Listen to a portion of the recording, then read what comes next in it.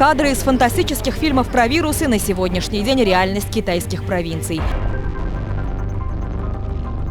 На самом деле ситуация серьезная. Если смотреть, что творится в Китае, мне кажется, это фильм ужасов. 28 января в России приостановлен прием туристических групп из Китая ориентировочно до конца февраля. Я помню, что первые сюжеты на эту тему пошли. Мы делали тогда еще на основе видеозаписи, которые в социальные сети выкладывали в Китае. Это тогда казалось каким-то таким отдаленным событием, которое происходит там где-то, но никак не здесь. Мы ездили даже, помню, разговаривали с врачами. Они говорили, что нет, как бы те цифры, которые называются в Китае, это даже для Китая как бы не такая уж большая беда, небольшая эпидемия. И до России, скорее всего, в таких масштабах это не дойдет. С России мне много людей пишут и узнают, как ситуация здесь. Здесь все нормально, в принципе, мы ничего не боимся, мы спортсмены, это самое главное. Марусянам особо бояться нечего, успокаивают инфекционисты. Говорить об эпидемии в Китае пока еще рано. Мы, в общем-то, надеялись, что до нас не дойдет, но начали готовиться. Поэтому с первых дней января, как только мы вышли с праздников, была проведена работа по укреплению нашей границы российской, которая в городе Уфа и Республике Башкортостан представлена международным аэропортом, город Уфа. Пассажиры прибыли из Саньи. Прилетевших туристов осматривают с помощью специального тепловизора и проводят необходимые анализы на месте. До настоящего времени симптомов коронавирусной инфекции у пассажиров из Китая не выявлено. Международный терминал работает только на прилет. Все анализы уходят в лабораторию Республиканской клинической больницы. Представители Роспотребнадзора, работники Министерства здравоохранения, работники поликлиник, которые забирали анализы. Роспотребнадзор, себя надо отдать им должное, очень себя проявил, потому что там обычные девчонки, мальчишки работали и заходили на каждый борт, проверяли температуру, брали анкеты. И вот это все взаимодействие превратилось в то, что у нас создался буквально через пару дней такой работы нормальная технология выработалась, которой потом мы делились и с другими городами.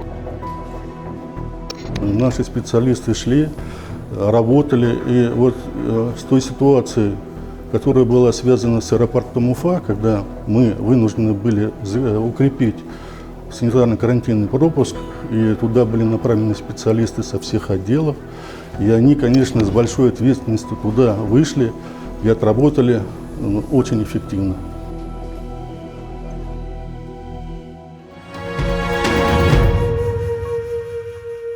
Ради Хабиров дал поручение в связи с ситуацией с коронавирусом. В Башкортостане нет ни одного заболевшего этим заболеванием, но власти должны мониторить ситуацию.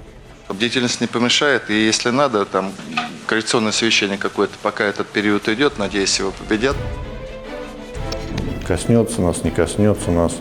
И когда уже конец февраля, начало марта уже данный вид инфекции появился и на нашем континенте, в европейских странах, в странах Западной Европы, мы уже поняли, что действительно это неизбежно, и остались только с течением времени такая же ситуация, сценарий будет у нас.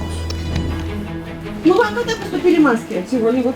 И что, прям вот за час разобрали? Ну, сколько так может? У вас заведующие есть? Где заведующие? Поверить в то, что 1000 одноразовых масок, доставленных накануне в госаптеке, закончились, и вправду трудно. Но их разобрали на глазах нашей съемочной группы. Партии едва хватило до обеда. Ну, значит, заказывать надо в поле. Нет, по всей стране нет. Когда задача ставилась по пошитию масок и костюмов, то есть оперативка у Ради Фаридовича, он говорит, вчера на Агиделе первые 1000 масок отшито, нам нужно увеличивать. У нас швейных производств много. Мы можем наши марли, у нас большие запасы марли есть. Мы можем сейчас попросить там Ишимбайскую трикотажную фабрику или кого. У нас масса есть предприятий швейных. Потребность выясните и начинайте шить.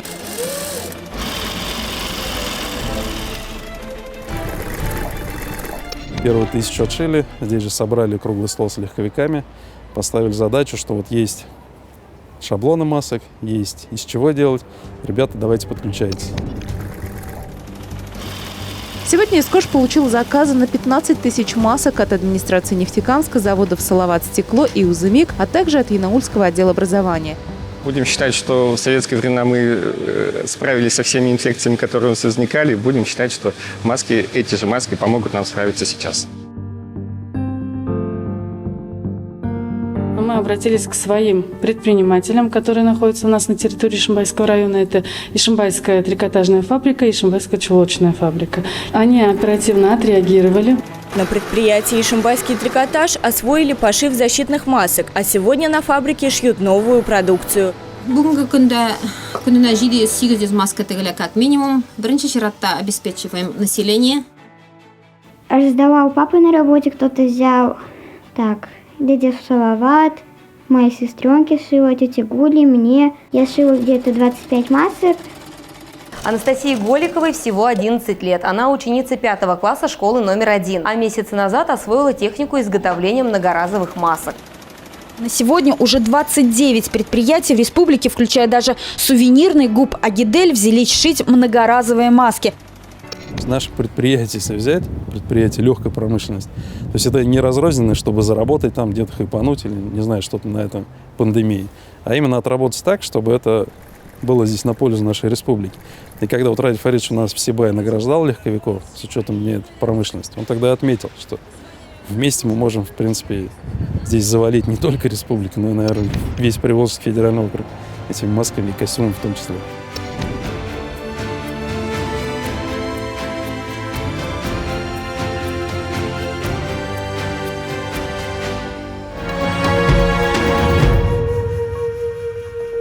Повышение цен на предметы первой необходимости, пустые полки в продовольственных магазинах и запрет покидать свои дома. Таковы будни европейцев.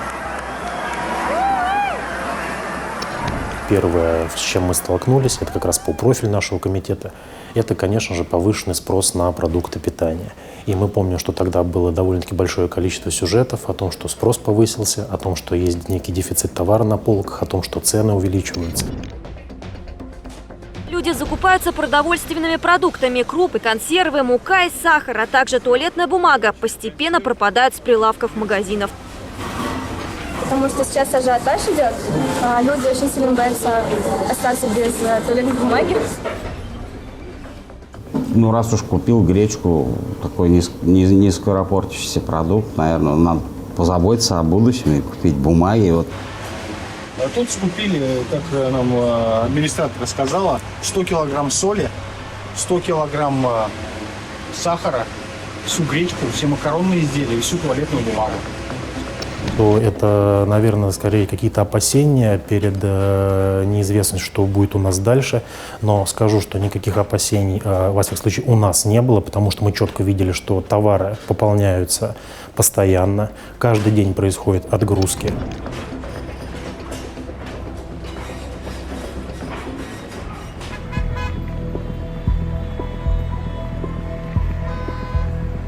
Боюсь за болезнь коронавирус. Разные люди ходят везде, автобусы. Из-за этого я маску всегда одеваю. Ну, давайте беречь друг друга, одевайте все маски.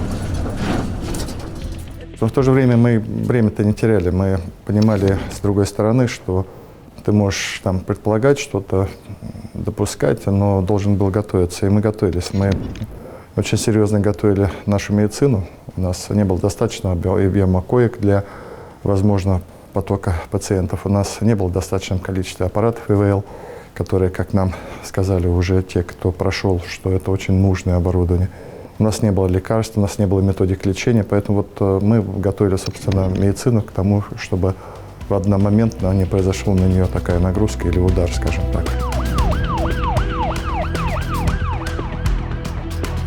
Определены перечень первоочередных потребностей в приобретении медицинского оборудования и расходных материалов. Случаев заболевания в Башкортостане нет, но в республике готовятся встретить напасть во всеоружии. Завершается работа по перепрофилированию стационаров в инфекционные госпитали. В инфекционном отделении Ишимбайской ЦРБ все подготовлено для встречи с вирусом. Организован приемный покой и палата для пациентов с COVID-19. Пока палаты пусты. На этих койках будут размещать больных вирусом COVID-19. Ну что, готовы принимать? Ну дай бог обойдется, но все-таки надо готовиться. Спасибо большое. Себя берегите. Спасибо. Пошли первые методические указания со стороны Министерства здравоохранения Российской Федерации, службы Роспотребнадзора. То есть первые те указания, которые заставили нас действительно быть на страже. Были выбраны больницы, у которых есть профили. Как правило, это многопрофильные в основном наши больницы стали. Та же самая Демская больница, которая имеет в своем составе отделение и хирургического профиля, и терапевтического профиля. Это все это проводилось в такой большой работе по согласованию с федеральным центром. Лаборанты пока только осваиваются в помещении и привыкают к новым условиям. Лаборатория полностью оснащена и готова к работе в режиме инфекционный госпиталь. Производим отбор материала у пациента, немедленно его упаковываем, и мы ее фиксируем. Для чего это требуется? Для того, чтобы обеспечить герметичность. Когда все это началось, конечно, мы привыкшие к любым инфекциям, работе с ними, потому что у нас лаборатория особо опасных инфекций. Но когда начала развиваться эта эпидемия в республике, даже мы, видавшие виды холеры, сибирской язвы, даже мы напряглись и забеспокоились, и начали организовывать нашу работу. Наши специалисты, как лабораторные работники, как эпидемиологи, они участвовали в организации как отбора проб населения, так и доставка его в нашу лабораторию, в Новосибирск, в Москву. То есть на первом этапе это была очень объемная работа.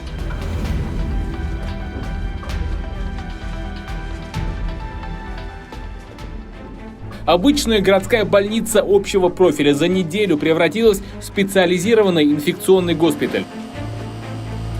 Здесь, Раиф Фаридович, у нас есть бронхоскоп.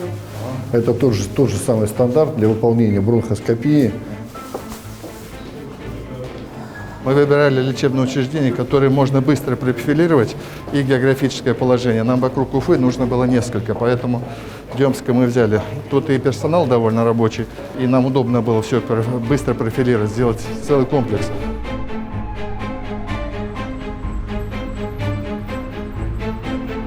В 1910 году была эта больница построена. Вот эти вот два корпуса 1914 года. Вот там дальше еще один находится. Вот это основной корпус. Также имеется вот корпуса 4, 5. Это 1956 года.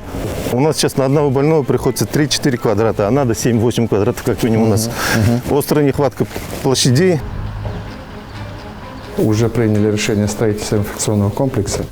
По новым технологиям мы тоже вот туда поехали и будем у них учиться, потому что если строить будем, то быстро построим.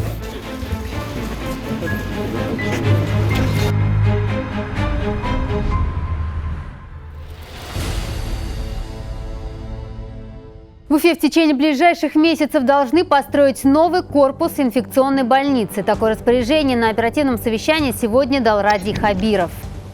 Правительство Республики Башкортостан оперативно предоставит на утверждение план мероприятий по строительству инфекционной клинической больницы в городе Уфе. Речь идет не о строительстве клинической больницы, которую мы строим в нормальном режиме 3 года. Это несколько месяцев. В течение нескольких месяцев мы должны построить инфекционную больницу.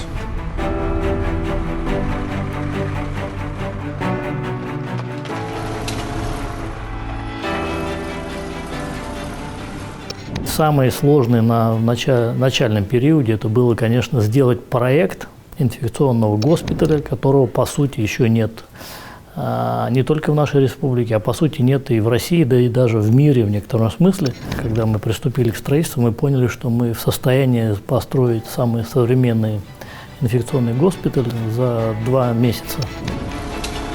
Ну, вы в графике идете, да? Мы идем в графике. У нас основные работы, которые сейчас нам надо выполнить, это завершить полностью согласование проектных решений с медиками. Потому что мы к проектированию приступили 25-го. Есть какие-то вопросы у медиков? У нас, в принципе, работа идет слаженно, работа идет слаженно, то есть никаких вопросов. Прорабатываем вопрос, как установить компьютерный томограф.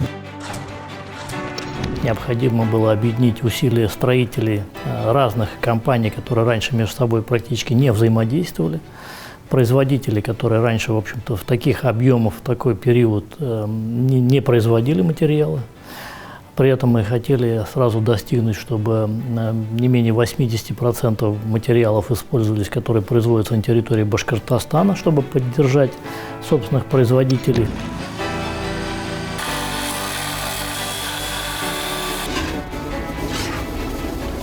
Тем временем недалеко от стройплощадки в огромном казане готовится плов. Сегодня благотворительный обед. Строители, а это 150 человек, решил накормить один из уфимских предпринимателей Азамходжа Амаков, известный в столице республики как владелец кафе «Вкусный трамвайчик».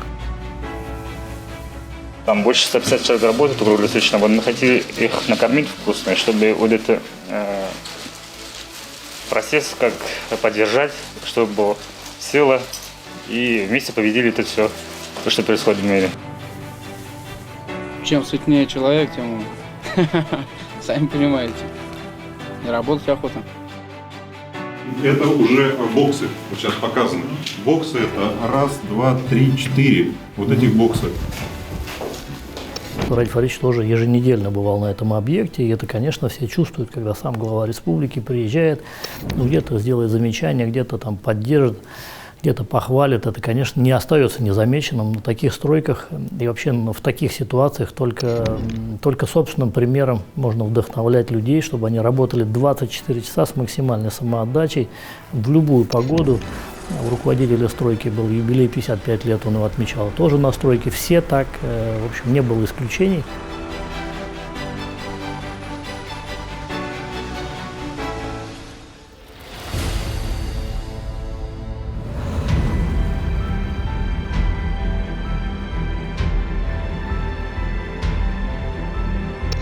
Потом, когда все это больше приближалось к нашим границам, когда в регионах, в Москве, в Петербурге уже начали звучать, что появились первые зараженные, а у нас тогда в новостях мы давали каждый день информацию о том, что у нас в регионе пока зараженных нет.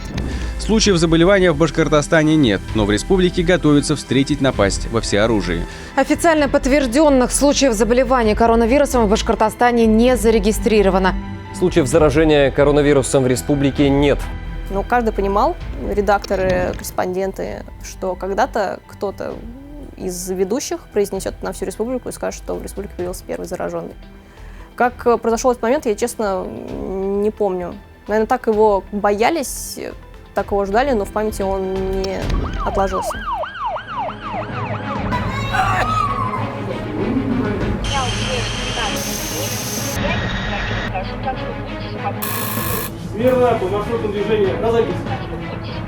Это уже здесь у нас будет госпитальное отделение для детей. В республике появились первые инфицированные коронавирусом. Об этом на своих страницах в соцсетях сообщил глава Башкортостана. За несколько минут до начала заседания руководитель региона выложил в социальных сетях пост о том, что коронавирус все же проник. Это самоизоляция. Я прошу и правоохранительные органы, и все муниципалитеты отработать. Дома сидим. Все сидим дома. Уважаемые жители и гости района, призываем соблюдать повышенные меры предосторожности. Уважаемые нефтекамцы и гости города, всех горожан призываем воздержаться от посещения мест массового скопления людей. Соблюдайте дистанцию 1,5 метра друг от друга. Пожалуйста, соблюдайте домашний режим и все санитарные и профилактические меры. Если у человека есть совесть и уважение, в первую очередь, к самому себе, наверное, он все-таки будет выполнять этот указ. Подальше держитесь.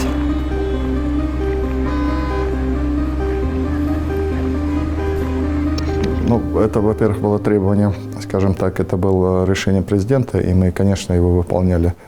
Вот, ведь самоизоляция на этом периоде только не остановилась, после этого была самоизоляция определенных категорий людей, пожилых людей, болеющих людей. И я не могу говорить за всю Россию, но то, что наши жители республики были очень дисциплинированы, и я им за это очень признателен, потому что они, по сути, себя спасали. Вот прошли хорошо этот период. Конечно, моя семья тоже была на самоизоляции, и они сидели дома. Я-то, конечно, ходил на работу, но жена сидела дома, ребенок, понятно, сидел дома там.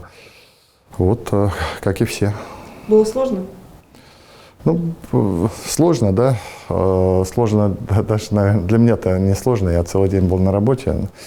Сложно было всем, особенно когда это уже пошла вторая, третья неделя. Там неделю вроде бы можно посидеть, а после этого появился целый комплекс у всех таких проблем доселе неведомых, оказывается. Оказывается, когда люди, даже родные и близкие, неожиданно оказываются вот в одном помещении, возникает много проблем. И все это зависит от того, какая семья у человека.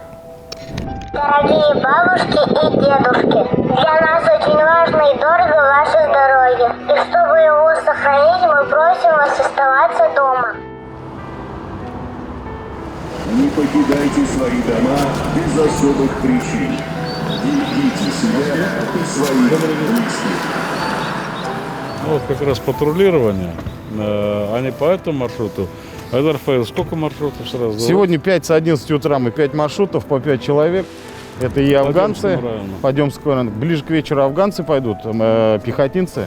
А сейчас днем вот общественники и совет многоквартирных домов, кто волонтеры вышли. Ежедневно на улице Ишимбая выходят 5 мобильных групп. Главная цель рейдов – убедить людей соблюдать режим самоизоляции. Здоровье, здоровье, только здоровья желаю. Пусть дома сидят. Население Калтасинского района серьезно отнеслось к указу главы Республики Башкортостан и приняло все меры по полной самоизоляции. Вчера, когда ходил в магазин, уже смотрю, люди, уже большинство в масках. И скопление народа уже уменьшилось, движение транспорта тоже уменьшилось. Волонтеры объясняют своим односельчанам, почему необходимо и крайне важно сейчас находиться дома. В курсе, да, что можете только до магазина? Важно, чтобы вы находились дома. Это единственное, что от вас требуется, чтобы сохранить здоровье своих близких.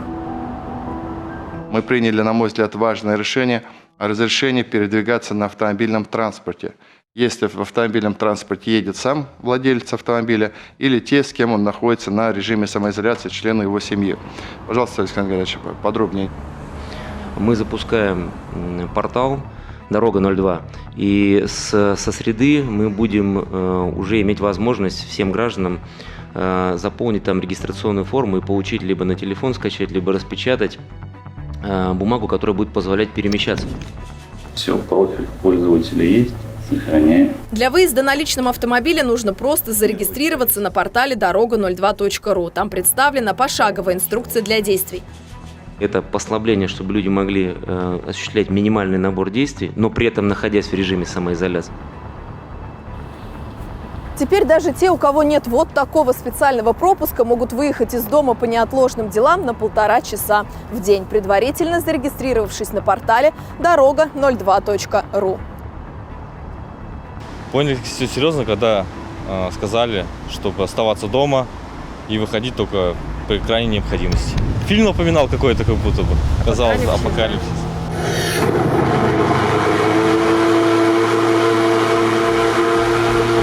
В первую очередь обрабатываются аптеки, почтовые отделения, склады.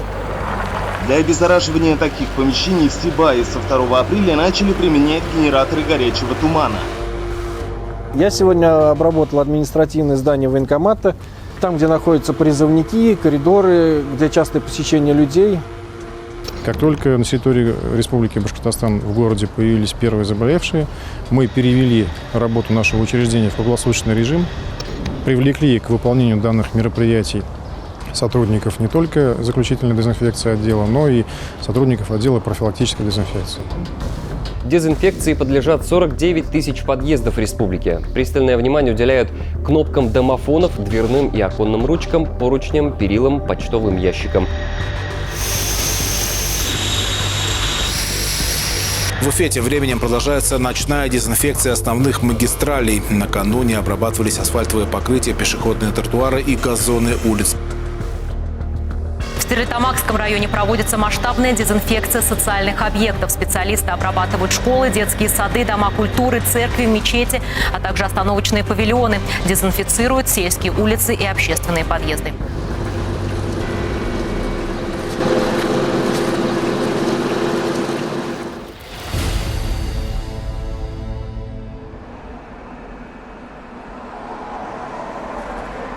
Я твердо обещаю, что буду правдиво и оперативно информировать о ситуации с распространением коронавируса. По решению главы республики, в соответствии с распоряжением, Министерство здравоохранения будет проводить ежедневные брифинги в рабочие дни 2 раза в день. На контроле с подозрением на коронавирусную инфекцию в стационарах республики состоит 38 человек, из них 6 детей. Много было информации, которая не соответствовала действительности, много фейковой информации. Плюс те мероприятия, которые проводились другими смежными министерствами и ведомствами, была выбрана площадка по решению главы республики проводить это мероприятие на территории Министерства здравоохранения. Фейк-ньюс, которые муссируются в социальных сетях и мессенджерах в связи с коронавирусом, также обсудили на заседании. Председатель Совета директоров Башинформа Ростислав Мурзагулов назвал происходящее инфодемией – эпидемией вируса глупости и подлости среди тех, кто распространяет лживые новости или наживается на этой ситуации. Чтобы не было вот этих самых паникерских настроений, для того, чтобы люди не обменивались вот этими глупыми аудиофайлами. Это та самая фабрика фейк-ньюс, которая работает именно для того, чтобы дестабилизировать ситуацию. Это нормальное явление в современном мире, к сожалению.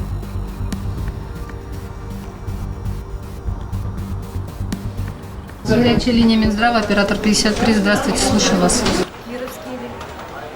К вам приедет неотложка с поликлиники, они вас осмотрят. Эта телефонная линия действительно горячая. В уфимском колл-центре по коронавирусу нет спокойных минут. Звонки от взволнованных жителей со всей республики сюда поступают круглые сутки.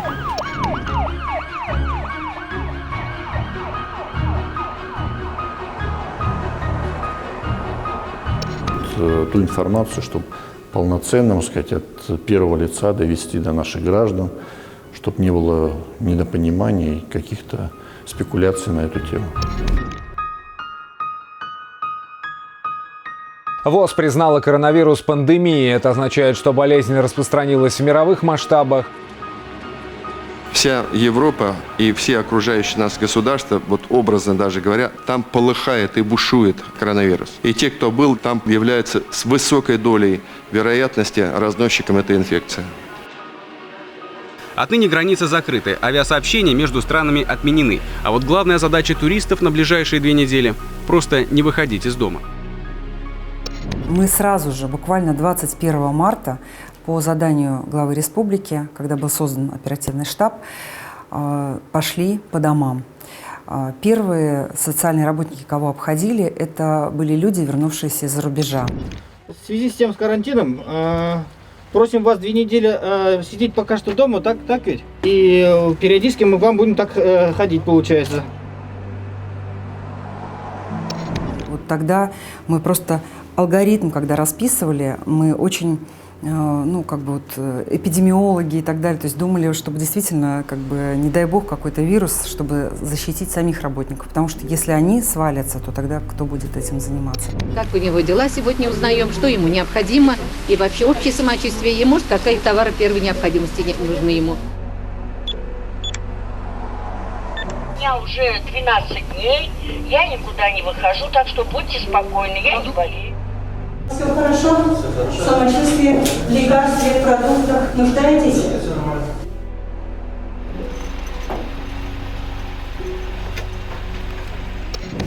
Я могу сказать, что сейчас профессия медик, профессия медсестра, врач, санитарка, все прочее стоят на голову выше. На голову выше. Потому что врач это уже звучит гордо. И не зря Путин, не зря Ради Фаридович Хабиров, не зря наш министр Максим Васильевич Забелин, они говорят о том, что нужно находить деньги, чтобы именно медикам повышать заработную плату. Потому что это работа героическая, если честно говорить. Вы понимаете, это не только с ковидными больными, но и вообще.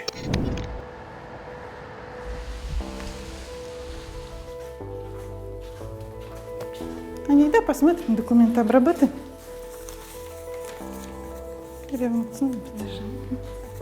первую очередь мы задумались о нашем состоянии здоровья, потому что работать нам надо.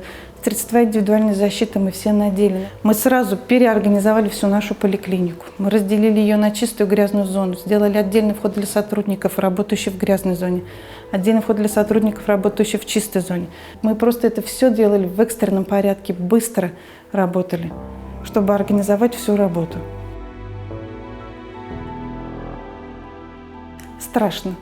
Страшно. Знаете, почему было мне страшно? Смогу ли я дышать? Вот это вот аспираторы, маски, мы уже полностью одевались. Вот какой-то страх был о том, что я смогу дышать, смогу ли я помочь человеку, который нуждается в моей помощи. Это целая прямо наука, как одеть, снять в костюм. Потому что от этого зависело наше здоровье. И мы многие пошли, мы потоками пошли работать в грязную зону. В данный момент находится наша сотрудница, медсестра в грязной зоне. То есть мы друг друга поддерживаем, подсказываем, все, мы на связи. Доброе утро. Вы одна остались? Да. Жалобы есть какие-нибудь? Пока сегодня нету. Все хорошо, да. Как бы тогда это еще было только начало пандемии, когда я заразилась. И все были рядышком, спасибо всем. Да? То есть еще было неизвестно, как это. Страшно было. Нормально, все хорошо. Переживала, да, что я заразила свою семью, да. Потом я же общалась со своими родителями, да, то есть они тоже были на карантине, они тоже, отсидели 2 недели дома, но они не заразились. Никто не остался, да, то есть в стороне мне все звонили, узнавали, как дела, интересовались, самочувствие. Кто-то говорит, стесняемся позвонить, но все равно охота узнать, как самочувствие, да, поддержать, потому что тогда это был, я была первым врачом, да, кто заразился в нашей больнице. Потом, да, были очень много. На самом деле у нас большой процент коллег переболел. И врачи, и старший, средний медперсонал, и младший медперсонал. А тогда это было еще в диковинку.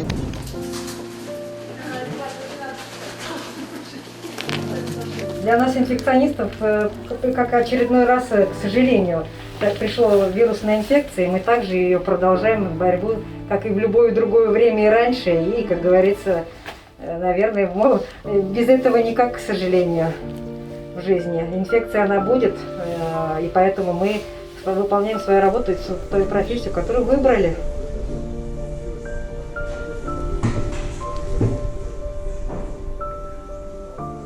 Друг дружку мы помогаем, поддерживаем психологически. Когда к больным привязываешься, очень тяжело терять. Да. Это вообще, когда теряют они пациентов, которых прям на самом деле они очень к каждому пациенту привязываются. И когда теряют, прям плачут, звонят, они прям на самом деле крик души говорят, не знаем как же так, ведь мы хотели, мы делали прикладывали, все, что могли, сделали. Но, к сожалению, вирус коварный, очень коварный. Хотелось бы, конечно, прийти опять к тому времени, как обычно, с детишками работать, в обычном режиме, без противочумных костюмов, без этих масок, без очков, без защиты, спокойненько заходить к больным, спокойненько их лечить, спокойненько с ними разговаривать, не через маску. Они даже нас не запоминают, они по глазам только на нас смотрят по глазам и говорят, эта смена пришла, другая смена пришла. И по голосу нас только различают. Только так. В таких специальных костюмах, они называются противочумные, врачи 4-й инфекционной больницы обследуют своих пациентов. Внутри очень-очень жарко, к больным с подтвержденным диагнозом коронавируса. Врачи заходят именно в таких костюмах. Ты куда пошел? Красной зоне.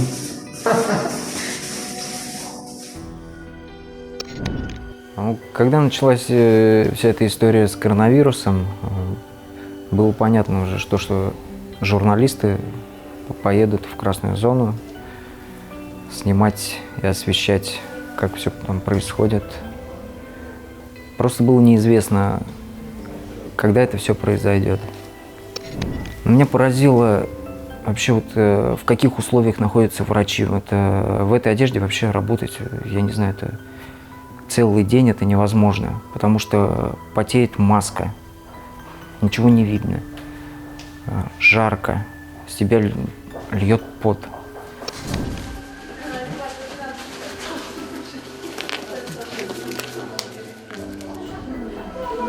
Что после посещения красной зоны обязательно нужно принять душ и полностью смыть с себя даже любую возможность заражения мокрой насквозь. И это просто называется выжить.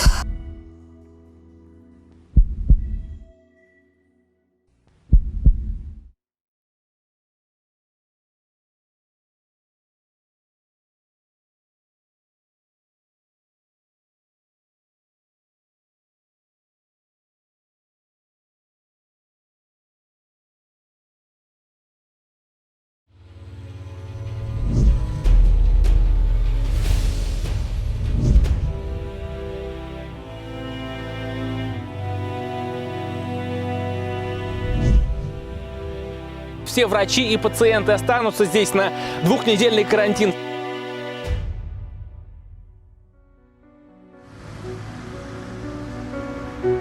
Больницу закрыли на 2 недели вместе с медперсоналом, который пришел сегодня с утра на работу. Вот, мы будем 2 недели тут жить и работать. Работать будем сутки через сутки, как я понял, до потери пульса. Республиканская клиническая больница имени Гумера Галимовича Куватова была закрыта на карантин, и 11 числа меня направили в данное лечебное учреждение с целью ликвидации очага.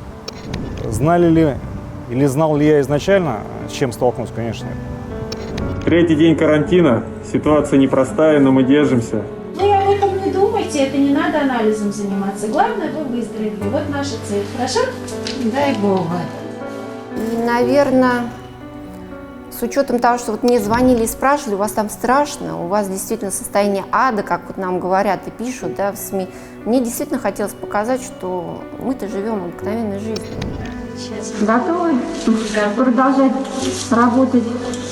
Готовы. Хотелось бы, чтобы скорее все это закончилось, чтобы те, кто больны, попали в инфекционное отделение, кто здоров, быстрее домой выписались.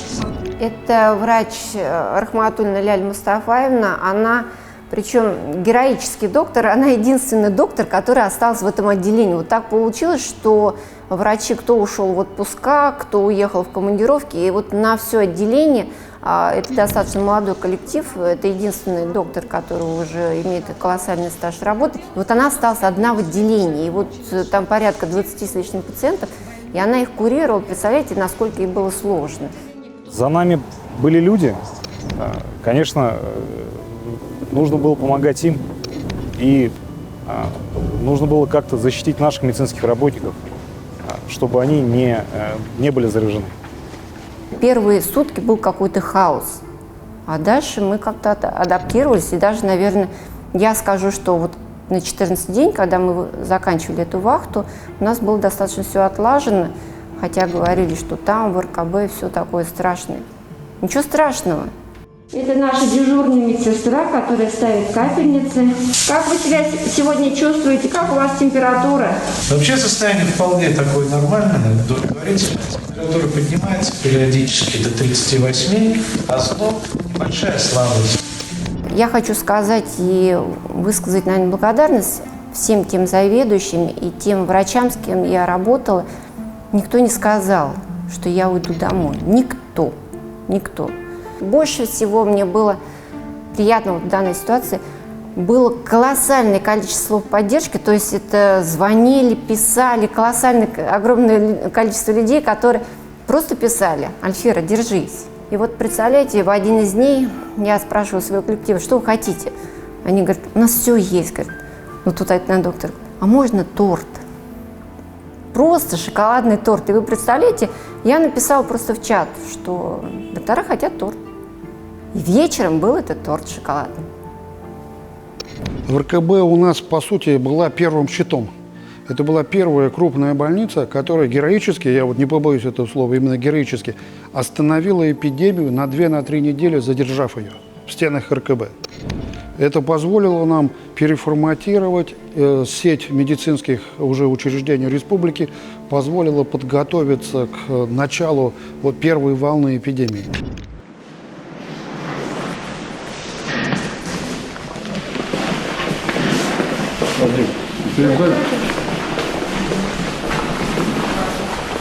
Было страшно, конечно.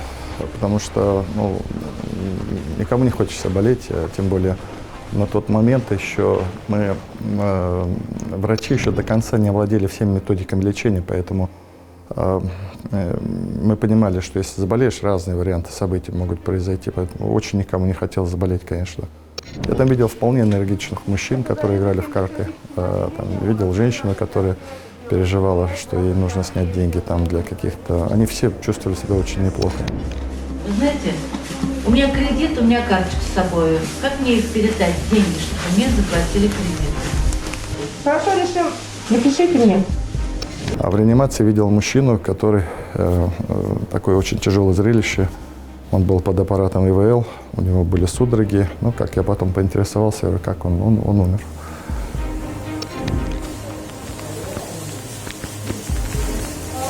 Очень тяжело. Вот я там пришел, думаю, тяжело.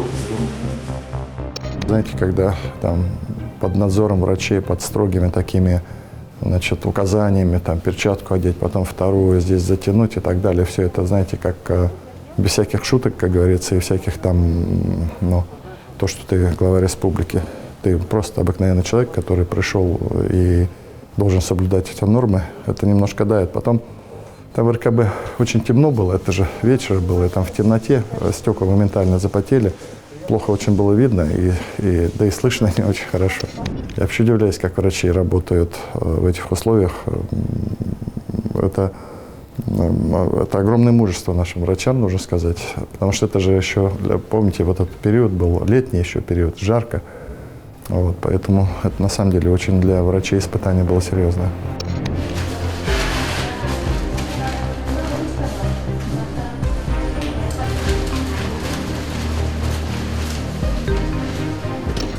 Я не скажу, что нам было комфортно, мы просто работали. И я не считаю, что мы герои, мы просто работали, мы делали то, что мы должны делать.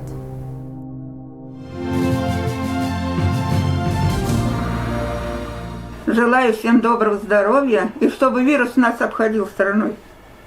Спасибо вам большое за заботу о нас, стариках. В связи с пандемией именно пенсионеры в повышенной группе риска. Коронавирус у них протекает тяжелее, а потому людям старше 60 рекомендовано сидеть дома. Если же необходимо купить продукты или медикаменты, то лучше обратиться к родственникам или волонтерам. Мы должны защитить наше старшее поколение. Оно чрезвычайно уязвимо. В Башкортостане заработал колл-центр по противодействию распространения коронавируса. Его запустил региональный исполком «Единой России». Специалисты ответят на вопросы о профилактике коронавируса. Ольга Александровна, здравствуйте. Вы здесь, это волонтер-медики вас беспокоит? Когда есть внешняя угроза и внешняя опасность, то наше общество, которое мы считаем где-то расхлябанным, где-то там недоверяющим друг другу, оно имеет свойство собираться. Вот. И это был очень мощный момент, когда люди без подсказки начинали действовать правильно, сообразно здравому смыслу для того, чтобы пережить общую напасть. Просто невозможно смотреть эти сюжеты и понимать, что хочется что-то сделать, вот хоть что-то. Если смотреть на медиков, которые спасают жизни, то что я тут проехалась несколько километров, это такая мелочь. Лекарства доходят до своих заказчиков в течение 24 часов с момента поступления заявки. Лекарства доставили очень быстро, очень культурно, очень хорошо. Как вы угадали вовремя? Кусок хлеба остался. Нам нельзя заходить, Матрена Ефимовна, поэтому мы вам только оставляем продукты и все. Будьте здоровы, ладно? Проходите. Проходить нельзя по инструкции. Проходите сюда. Что вы всем на пороге? Нельзя проходить нам. Сделайте, пожалуйста, шаг назад, мы вам пакетик поставим на пол. Позвонил номер по телевизору, взял. Позвонил, и спасибо им, откликнулись. Поехали? Поехали. Когда наступают такие минуты всеобщей беды. Мы, конечно же, не хотим, чтобы это все переросло из беды в какую-то трагедию.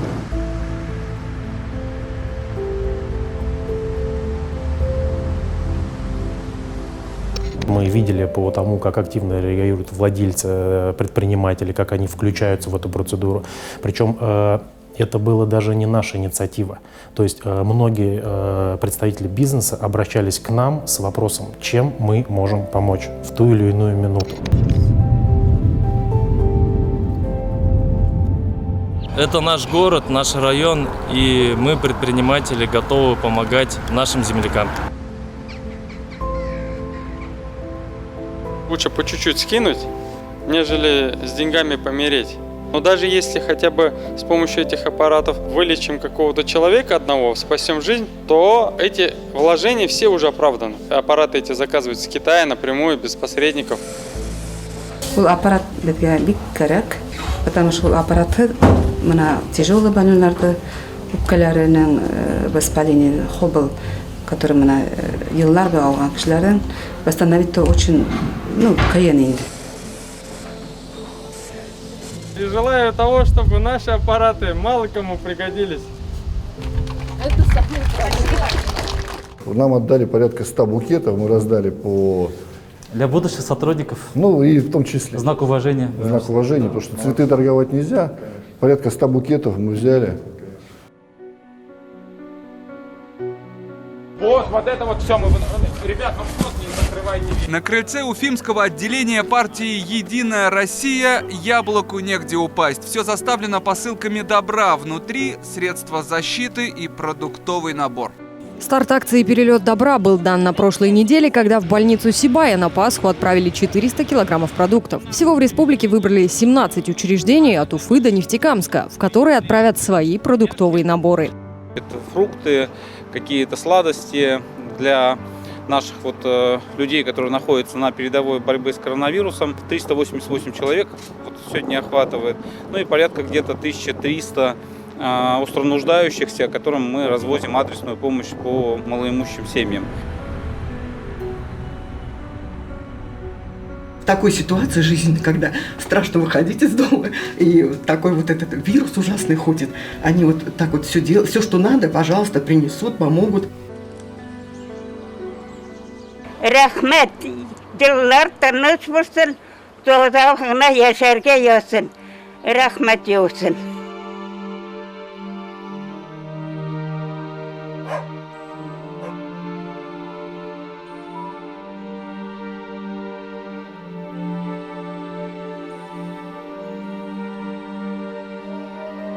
Так как мы живем в этой деревне, магазина у нас и до этого не было. А вот в данный момент, еще момент половодья и момент карантина, машина это очень нам необходимо. Я очень благодарна всем, вот так помогают, не забывают нас. Я так была рада, я в таком восторге, я не ожидала вообще такой помощи. Ну, про лекарства и продукты, естественно, все помогали, кто как хотел, я вообще не думала. Я была защищена полностью, государство меня охраняло и защищало. В нашем районе работает 25 волонтеров в возрасте от 16 лет и старше. Да. Здравствуйте, это волонтеры. Хорошо, заходите. Хлеб деревенский, 2 штуки. Да, и молоко. Молоко 3,2%. Да. Ну, гордился этими людьми просто. И всегда, понимаете, всегда считал, что пока у нас есть такие современники, есть такие люди, значит, общество наше человеческое в нормальном состоянии находится. Благодарю вас от всего сердца, что хоть вы заботитесь о нас. Большое-большое вам спасибо.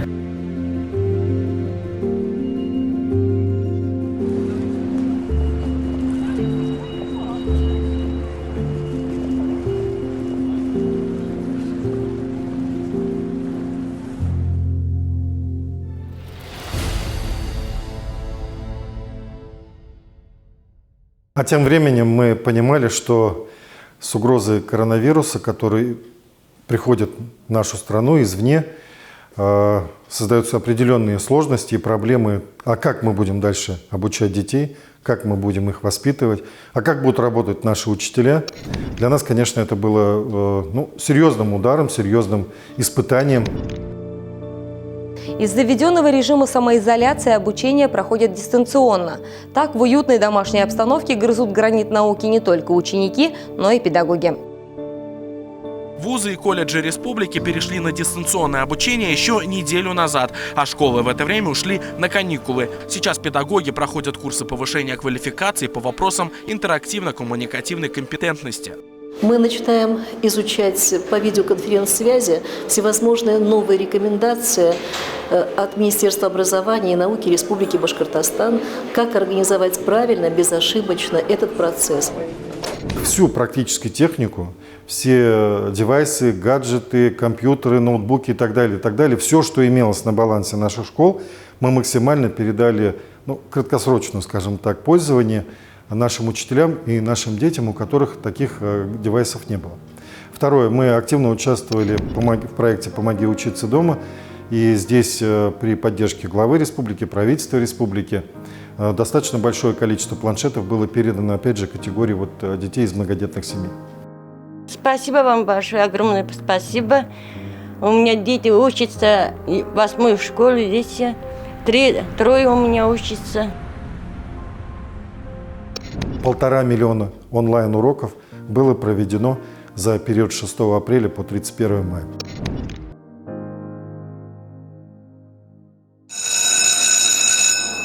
Добрый день, ребята. Меня зовут Ради Хабиров. И сегодня я для вас не глава республики, я ваш учитель. Сегодня как никогда во всей вашей, наверное, предыдущей жизни, все зависит от вас. Ведь вы сейчас будете сидеть и учиться у себя дома. Мы смотрели про башкирского президента. Что он говорил? Он нам пожелал, чтобы мы не болели,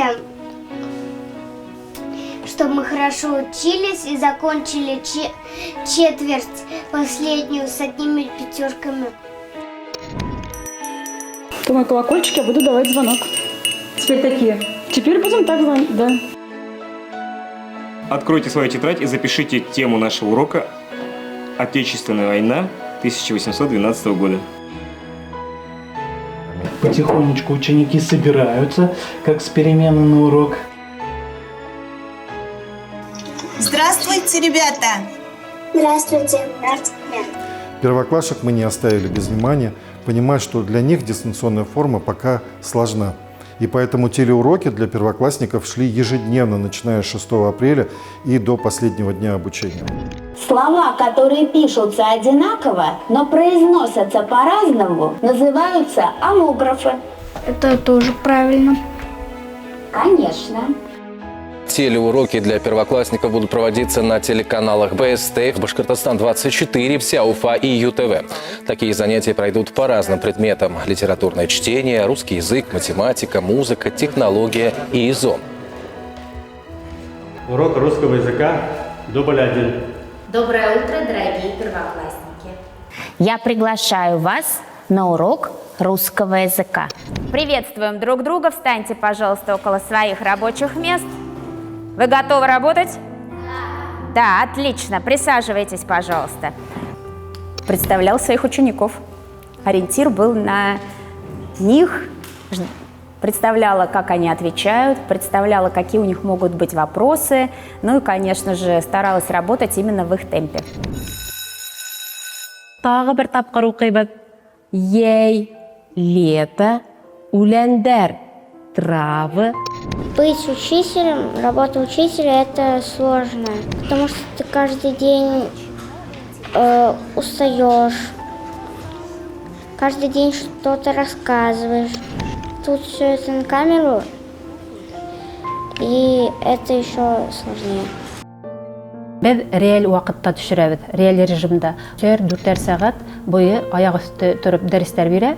Ham shul vaqtda ikkinchi kameraga isharalar tili o'qituvchisi darsni аңлата. Ham bizga ularni nisikdir birlashtirib kerak. Предлагаю вам почитать стихотворение «Король Наверное, каждый учитель, абсолютно каждый учитель в этот период, сложный период, стал героем.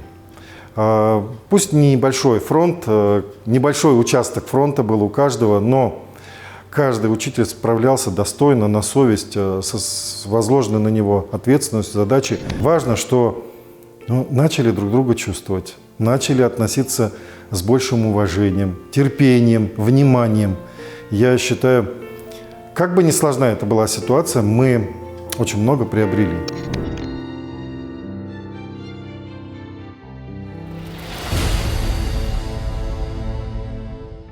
Коронавирус вносит серьезные коррективы не только в планы компаний. Как заявил Ради Хабиров, бюджет республики также пересмотрят, строительство многих социальных объектов остановят. Компании, которые арендуют площади в ТЦ, несут огромные потери. С каждым днем снижается поток клиентов, а некоторые сотрудники теряют работу. Как признаются предприниматели, ситуация патовая. У нас очень мало посещаемость в связи с этим. То есть у нас страдает выручка, персонал, налоги.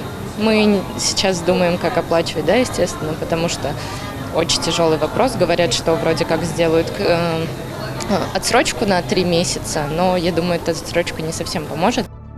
До половины предпринимателей могут не выйти на рынок после снятия режима пандемии. Предприятия уже несут огромные убытки, а некоторые вовсе закрываются. Это вот были самые пессимистичные дни в этом периоде, когда мы ожидали очень сложных сценариев и в республике, и в стране, и в мире. Резервы должны быть готовы, прежде всего, для социальной поддержки. Об этом мы тоже поговорим. И резервы должны быть готовы для поддержки нашей экономики. В числе первых получателей региональной господдержки наиболее пострадавшие от коронавируса секторы экономики, туристический, гостиничный бизнес, общепит, а также культурно-массовая сфера и спорт. Мы простояли закрытые 3 месяца. Мы открылись 1 июня. Сейчас в целом, да, все хорошо по сравнению с той ситуацией. Мы уже полны сил и радостны, что все-таки гости идут к нам. Нам помогли в плане аренды, торговый центр, конечно же, и мы получили налоговые каникулы от государства, как и все, в принципе, и были выделены субсидии на конкретно персонал, то есть это заработная плата. Все достаточно просто. Мы подавали заявление, очень быстро рассматривали, буквально дня 3, наверное, и нам пришли, соответственно, уже ответ. Больше месяца пошивочные цеха простаивали без дела. Закрыты были и магазины. Сохранить позиции на рынке удалось, в том числе и благодаря господдержке. На данный момент мы получили господдержку по муниципальной аренде. У нас цех находится в государственной аренде. Это прям нам новый такой глоток, чтобы двигаться дальше и не отчаиваться. Постепенно мы поняли, что мы контролируем ситуацию. Постепенно мы поняли, что наше здравоохранение справляется. Постепенно мы, в общем-то, сумели наладить производство СИЗОВ у себя в Башкортостане не только для собственных нужд, но и для других регионов. В общем, докупили техники медицинские, оборудование, которое необходимо было. С того момента вся ситуация с коронавирусом находится под контролем.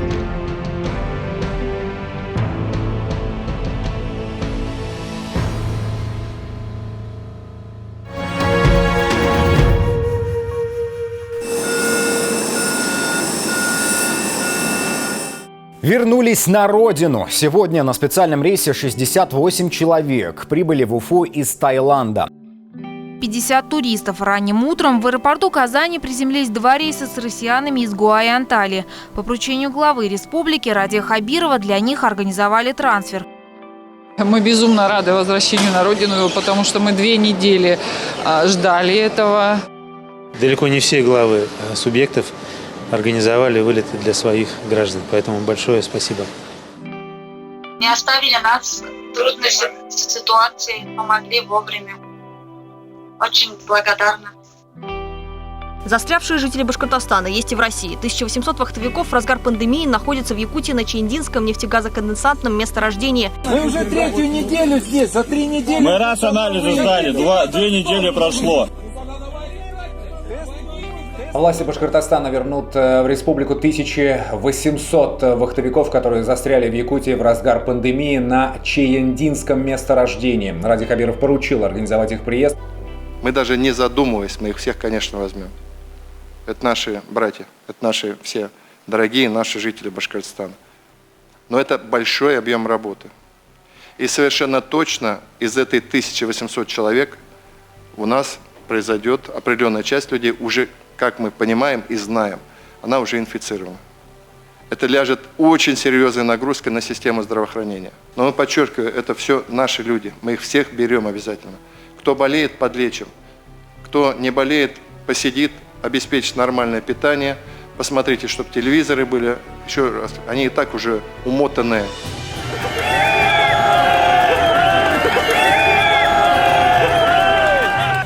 Откуда прилетели и куда приземлились пассажиры этого рейса, понятно по фюзеляжу самолета и трапу. Якутский авиаперевозчик доставил 100 башкирских вахтовиков.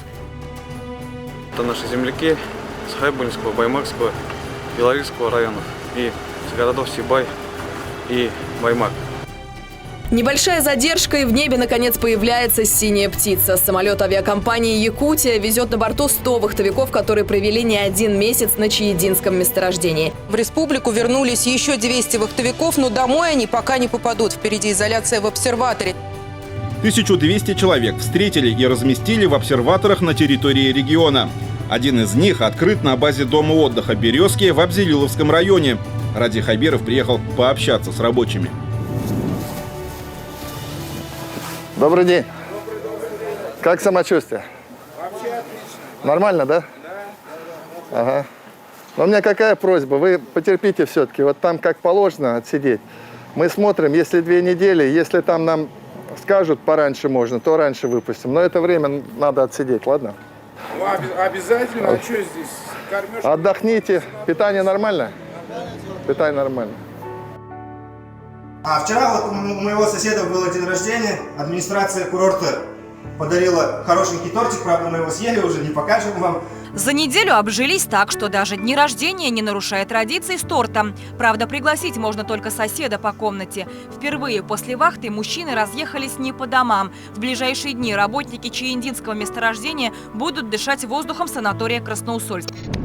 Когда мы возили и вахтовиков из Чаединского месторождения, когда потом приходилось их размещать в санатории на обсервацию, и потом, когда нужно было вывозные рейсы тоже размещать в обсерваторах, где мы их 2 недели содержали в хороших условиях, 2 недели они у нас тоже отдыхали, мы брали у них анализы, для того, чтобы они здоровыми, безопасными вернулись в свои семьи.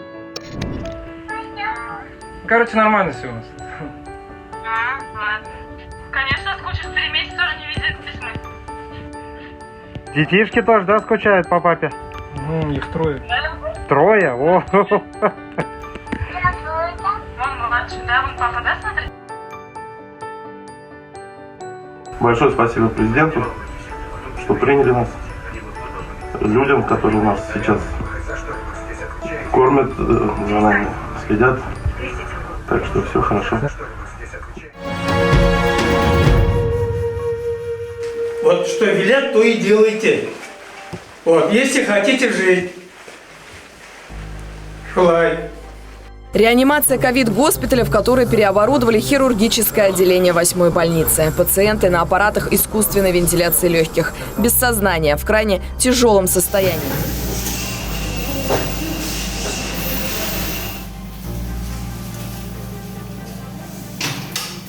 Вам больно или вы переживаете? Нет, я скучаю. По детям? Да. Соблюдали все требования или нет? Не очень. Не верили в это? Да, не верил я. А сейчас верите? Да, не верил. Шаг моральный. А сейчас? Сейчас не верю.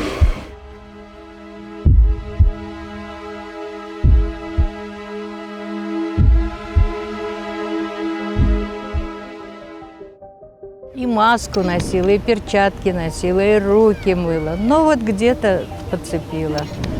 Я вот 10 дней здесь. Очень хорошее внимание со стороны всего персонала, абсолютно всего, начиная от нянечек, кончая докторами. Здесь тяжелая степень поражения легких. Здесь процент поражения больше 75%. Было страшно, когда я заболела. Когда мне долго не могли решить, куда меня повезти, что со мной делать. Было страшно. А потом, когда я уже туда приехала и Вокруг было много медиков. Даже вот прям в приемном покое сразу 2 молодых человека. Окружили заботой, ЭКГ сделали. В общем, проводили в палату. Все было нормально. Смены по 16 часов, пролежни на лице и желание помочь пациентам. Это если коротко о том, что чувствуют и испытывают на себе врачи, которые работают в так называемых красных зонах. Готовы к работе, девочки? Молодцы. Все, удачи вам.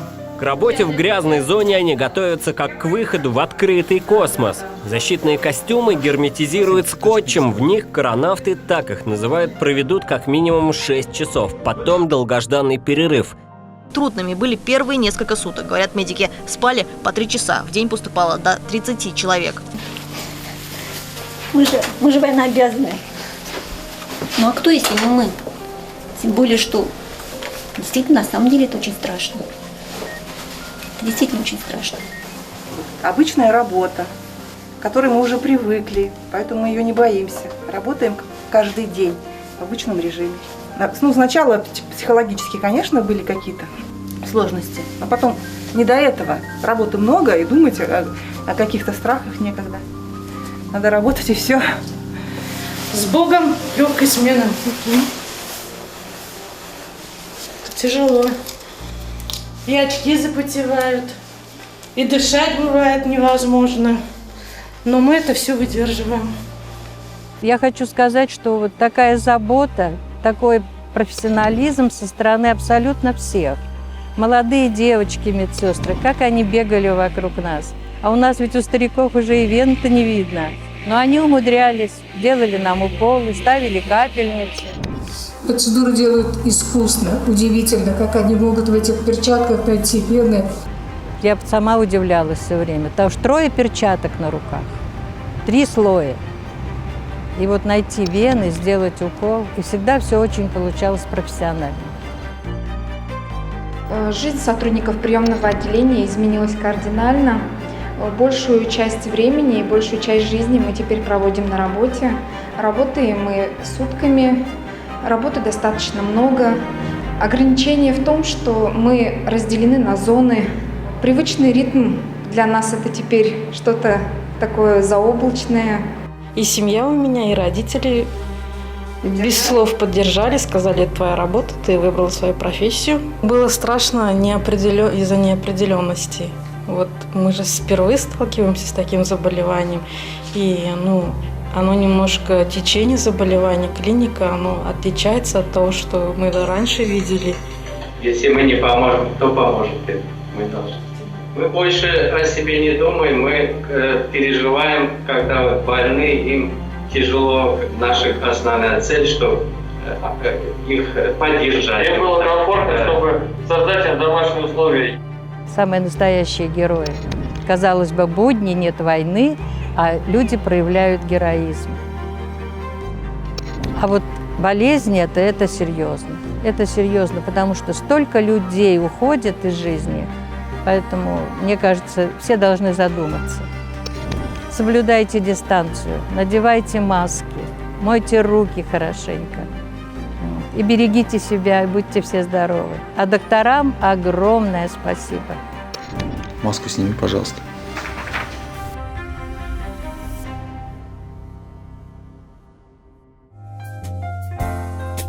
Смерть не хочет щадить красоты.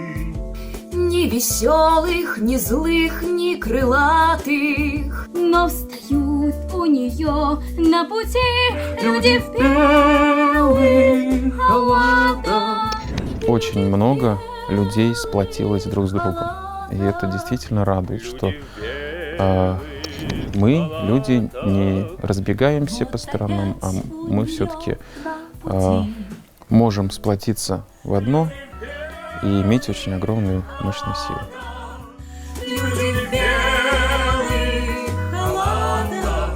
Спасибо врачам. Башкирские артисты приняли участие в онлайн-концерте и таким образом поблагодарили медиков за их работу и выразили поддержку пациентам, которые оказались в карантине.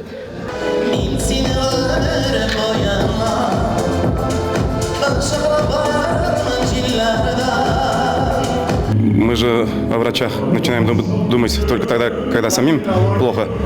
А вот сейчас, осознавая то, что они практически на передовой, мы, конечно же, как-то со своей стороны тоже хотели оказать какую-то поддержку.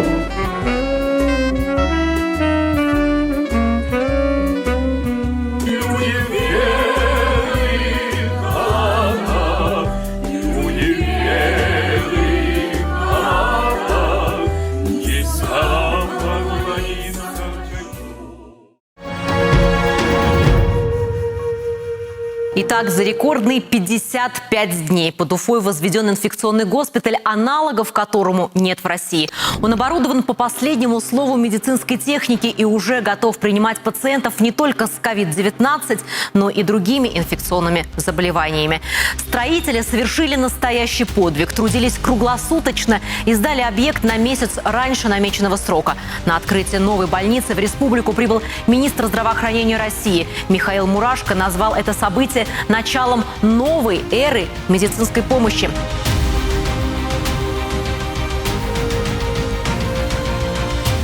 «55 дней под ключ медицинское учреждение с оснащением». Это предельно сжатые сроки. На моей памяти фактически это рекордные сроки. Мы начали позже строить, чем в Москве, но в итоге вот мы построили за 55 дней. И плюс мы за этот период времени успели еще сделать красивый госпиталь с красивыми фасадами, современными, как это, в общем-то, и принято в мире. Поэтому нам очень повезло с людьми, которые строили этот объект. Ну или я бы сказал так, что нам очень повезло с людьми, которые живут в Башкортостане. Давайте беречь друг друга, одевайте все маски. Спасибо большое. Себя берегите. Спасибо. Соблюдайте дистанцию. Мы просим вас оставаться дома. Это просто называется выжить. К вам приедет не отложка с поликлиники, они вас осмотрят.